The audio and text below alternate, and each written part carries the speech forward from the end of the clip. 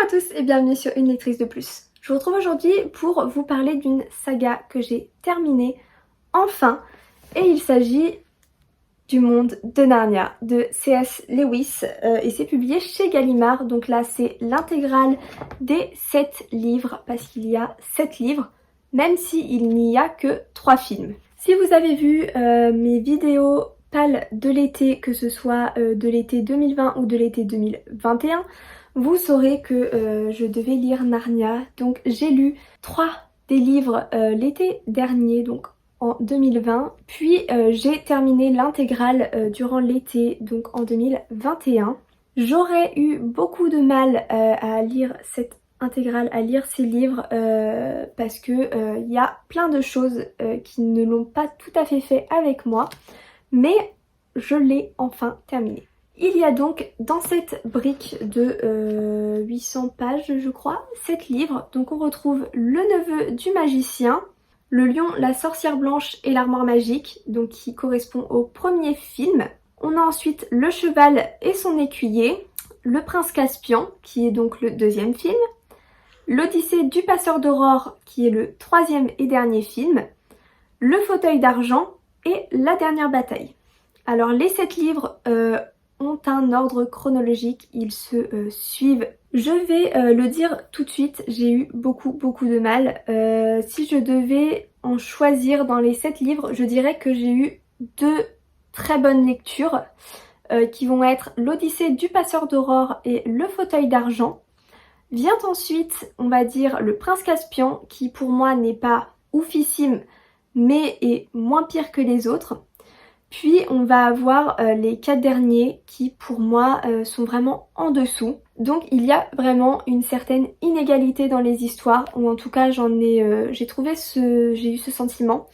J'ai trouvé que certaines histoires étaient vraiment intéressantes, qu'il y avait une vraie intrigue, qu'il y avait vraiment du travail sur l'univers, sur le décor, sur les personnages. Et pour certains, franchement, j'ai trouvé que c'était vide, que c'était plat, que c'était inintéressant.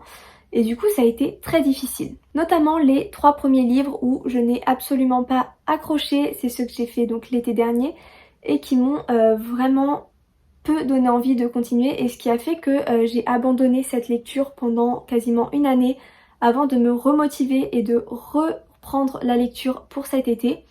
Et je suis contente de l'avoir fini parce que finalement sur les 4 derniers livres que j'ai lus cet été, j'ai quand même des bonnes lectures. Comme je le disais, je trouve que dans l'ensemble, il y a quand même très peu d'action. Autant dans les films, je trouve que tout a été retravaillé pour donner un côté majestueux, pour donner un côté merveilleux. Il y a c'est vraiment épique, on va dire, dans les films. Et très franchement, ça ne se ressent pas dans les livres, ou en tout cas je ne l'ai absolument pas ressenti. Les décors sont plus ou moins détaillés dans le livre, mais ils sont vraiment sublimés dans le film. Et j'adore les films, mais du coup, par exemple, le premier film qui est Le Lion, la Sorcière Blanche et l'Armoire Magique, le livre, ça l'a vraiment pas fait. J'ai trouvé que ça collait pas et qu'il y avait une vraie différence, comme si ce n'était pas du tout la même chose. Et je pense que pour les films, ils ont vraiment pris l'intrigue et l'histoire et ils ont tout retravaillé de A à Z pour donner des films vraiment épiques. En plus de ça, je trouve que la plume de l'auteur est lourde. La lecture se fait avec un point de vue externe, ce qui m'a beaucoup dérangée personnellement.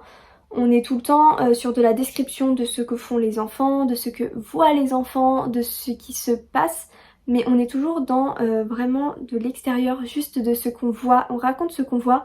Et du coup j'ai beaucoup de mal avec ce style d'écriture, je préfère vivre les choses en fait. Et ça m'a aussi beaucoup ralenti, j'ai trouvé que ça alourdissait la plume, en plus des tournures qui sont pas toujours hyper simples à comprendre, mais en même temps ça date quand même un petit peu l'écriture. Ce que j'ai vraiment apprécié par contre dans les livres, c'est qu'on retrouve les personnages d'un livre sur l'autre. Il y a les personnages qui sont amenés dans le premier livre, qui est Le Neveu du Magicien, vont réapparaître, bon pour le coup seulement dans le tout dernier des livres, mais j'ai été surprise par contre dans le dernier de voir réapparaître tous les personnages des livres précédents. Et donc forcément quand les personnages reviennent d'un livre sur l'autre, c'est beaucoup plus sympa puisque déjà on connaît le personnage, donc on a un peu sa personnalité et tout ça, donc c'est déjà plus cool.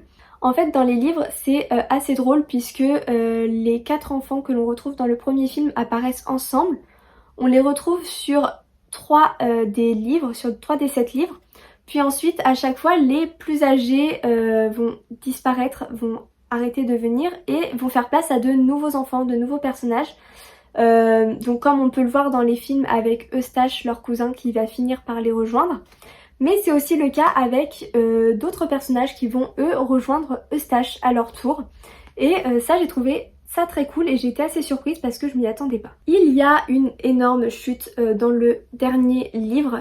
Moi j'avais été spoilée donc je connaissais cette chute, ce qui ne m'a pas surpris. Je l'attendais, c'est pour ça que j'ai lu assez rapidement le dernier livre parce que je voulais vraiment voir comment c'était amené. C'est une chute qui est amenée, je trouve, petit à petit au travers des livres. Il y a quand même de gros indices qui sont laissés à certains moments. Mais après c'est vrai que si on ne sait pas, on ne l'imagine pas, on ne le pense pas. Mais j'ai trouvé qu'elle était amenée petit à petit et qu'en même temps c'était une certaine suite logique en fait quand elle est expliquée à la fin. Ce qui fait que ça ne m'a pas forcément dérangée plus que ça. C'est donc pour moi une lecture qui est plutôt mitigée, que j'ai trouvée assez lente et à certains moments quand même assez inintéressante. Je suis contente d'avoir découvert la chose parce que c'est quand même très différent des films et j'aimais beaucoup les films. Mais c'est vrai que je m'attendais pas du tout à ça, je pensais vraiment qu'on partirait sur un truc fantastique de ouf et c'est pas forcément ce qui en ressort. Par contre il faut avouer que C.S. Lewis a une imagination de dingue pour tout ce qui est personnage, parce qu'il y a les animaux parlants mais il n'y a pas que ça. Donc je trouve ça assez dingue. Je vais du coup re-regarder dans pas si longtemps que ça les films pour revoir bien les différences qu'il y a entre les deux. Mais ce qui est sûr c'est que je suis contente d'avoir été au bout, d'avoir fait la découverte et il y a quand même des livres que je ne connaissais pas, notamment Le Fauteuil d'Argent qui n'a pas été adapté et qui je pense aurait pu être adapté mais qui vraiment j'ai adoré le découvrir, je m'attendais pas du tout à ça. Donc si vous aimez les films, pourquoi pas lancez-vous dans cette brique. Après peut-être étaler les lectures parce que c'est lourd les 7 à la suite, mais vous pouvez vous lancer si vous êtes intéressé, si vous aimez Narnia. Mais sachez que c'est quand même une lecture qui demande une certaine concentration et qui n'est pas forcément hyper fluide. Et voilà, c'est tout pour cet avis sur cette saga qui est enfin terminée, que j'ai enfin sorti de ma palle. C'est vraiment cool, je suis soulagée d'avoir enfin découvert les Narnia. Dites-moi vous si vous aimez les films Narnia déjà, parce que si vous ne connaissez pas les films Narnia, vous n'allez sûrement pas vouloir lire les livres.